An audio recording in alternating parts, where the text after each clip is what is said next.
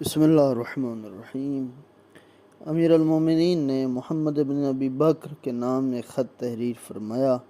کہ جب انہیں مصر کی حکومت دی گئی،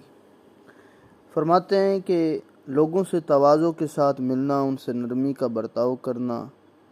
سب کو ایک نظر سے دیکھنا تاکہ بڑے لوگ تم سے اپنے ناحق طرفداری کی امید نہ رکھیں، چھوٹے لوگ تمہارے عدل و انصاف سے ان بڑوں کے مقابلے نا امید نہ ہو جائیں،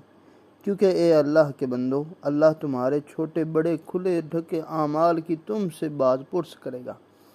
اس کے بعد اگر وہ عذاب کرے تو یہ تمہارے خود ظلم کا نتیجہ، اگر وہ معاف کر دے تو اس کے کرم کا تقاضا ہے۔ خدا کے بندو، تمہیں جاننا چاہیے کہ پرہیزگاروں نے جانے والی دنیا اور آنے والی آخرت دونوں کے فائدے اٹھائے۔